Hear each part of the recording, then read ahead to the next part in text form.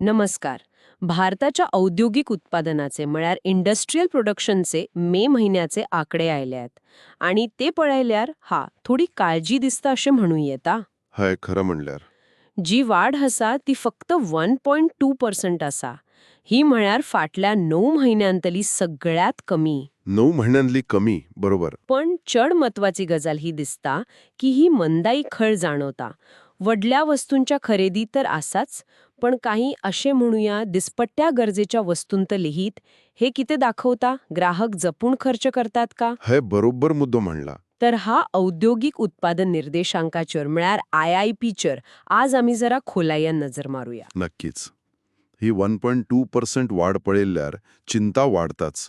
खास करून जेन्ना मी एप्रिलाकडेन तुलना करतात. एप्रिलान चड आसली ना? हय एप्रिलान ती 2.6% आसली आणि आता ह्या नव्या आर्थिक वर्षाची 2025-26ची सरासरी पळयल्यार ती फक्त 1.9% आसा. बापरे. फाटल्या वर्षा ह्याच वेळार फाटल्या वर्षा ह्या वेळार ती 5.7% आसली. फरक पळय. वडलो फरक आसा. आणि ह्याचा एक मुख्य कारण पळयल्यार वीज उत्पादन क्षेत्रात दिसता. अच्छा, विजेच्या उत्पादनात. हय थंय 5.8% घट झाल्या आणि ही जून 2020 उपरांतची सगळ्यात व्हडली घट. इतली वडली? हय आता मे महिन्यात थंड हवामान आशिल्ला ते एक कारण आसूं येता. पण हाचो अर्थ असोय जावं येता की उद्योगांनी विजेची गरजच कमी झाल्या. तोच मुद्दो. हे उद्योगांची मागणी खरंच कमी झाल्याचं संकेत आसूं येता. विजेची मागणी कमी जावक म्हणल्यार उद्योग थोडे थंड पडल्यात असे दिसता. हाचो परिणाम उत्पादन क्षेत्राचेर म्हणल्यार मॅन्युफॅक्चरिंगाचेर केते दिसता. खयच्या भागांत चड मंदाई आसा? अगदी. ही मंदता फक्त वीज क्षेत्रापुरती मर्यादित नाही. उत्पादन क्षेत्राची वाढ पळय. मे महिन्यात ती फक्त 2.6% झाली. फाटल्या वर्षा ह्याच वेळार ती 5.1% आशिल्ली. अर्ध्यापरस कमी झाली म्हणपाची. बरोबर. आणि खोलायन पळयल्यार काही विशिष्ट क्षेत्रांत दिसतात.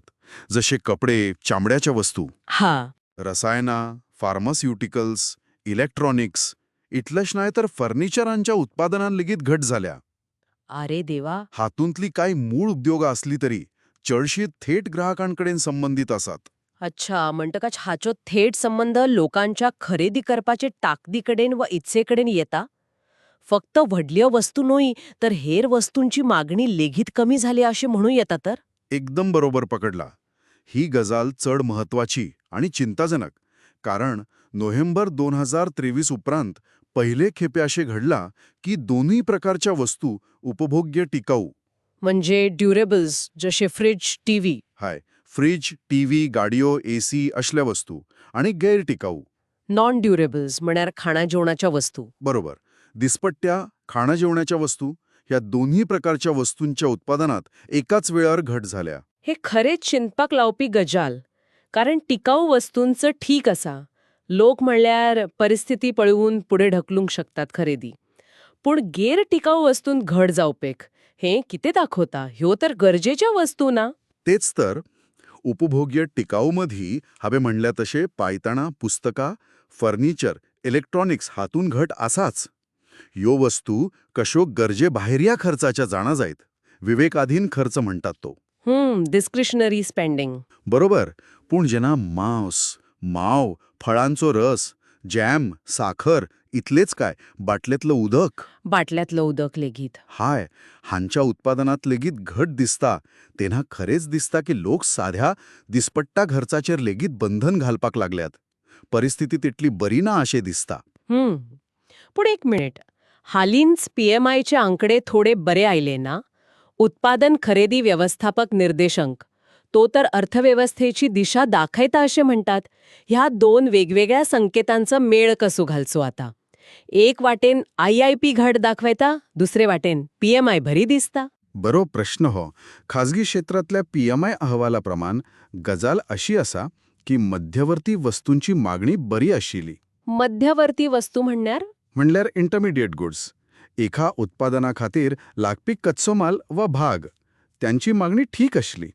पण भांडवली वस्तू म्हणजे मशिनरी सारख्या आणि उपभोग्य वस्तू म्हणजे कन्झ्युमर गुड्स ह्यांची मागणी तितली घटमूट नाशिल्ली. अच्छा, म्हणल्यार PMIत सगळेच बरे नशिल्ले. पण अर्थमंत्र्यांनी मात एक आस्तिकता दाखवल्या. त्यांनी म्हणला की शहरी मागणी सुधारता असा आणि बजेटात जो कर सवलती दिल्यात ताका लागून फुडाराक खास करून येता त्या उत्सव काळात मागणी वाढतली असो त्यांचा विश्वास असा. म्हणल्यार काय आशेचं किरण आसा पुढाऱ्या खातीर. पण सध्याची स्थिती मात थोडी काय ना कठीणच दिसता. पाऊस कसो पडता हाचेर जायते अवलंबून असतले ना. पाऊस बरो पडल्यार गांवगऱ्या वाठारात मागणी वाढू येता. हाय, पावसी एक महत्वाची आणि सकारात्मक गजाल. खास करून गांवगऱ्या अर्थव्यवस्थेत ताचो आधार मिळून शकता. पूण शारांनी कितें? आनी एकंदर देशांतर्गत मागणीचे कितें? हय, ती चिंता उरता खरी. शहरी मागणी आणि एकंदर देशांतर्गत मागणीची चिंता आसाच. व्यापार कमी आसा, बाहेरल्या परिस्थितीचे अनिश्चितता आसा. असे असताना देशातल्या मागणीची दुबळे काय ह्या 2025-26 वर्षाच्या अर्थव्यवस्थेच्या वाढीखातीर एक आव्हान ठरू शकता. तर आजच्या ह्या चर्चेचं सार पळयल्यार असे दिसता की मे महिन्यातली ही जी उद्योगिक मंदाव आहे ती फक्त एका क्षेत्रापुरती ना, ती सगळ्याका पातळल्या. आणि तिचो संबंध देशांतर्गत मागणी कमी जाल्ल्याकडेन, खास करून लोकांच्या खर्चाचेर नियंत्रण दवरपाची प्रवृत्तीकडेन घटपणाने जोडलेलो दिसताय. अगदी बरोबर.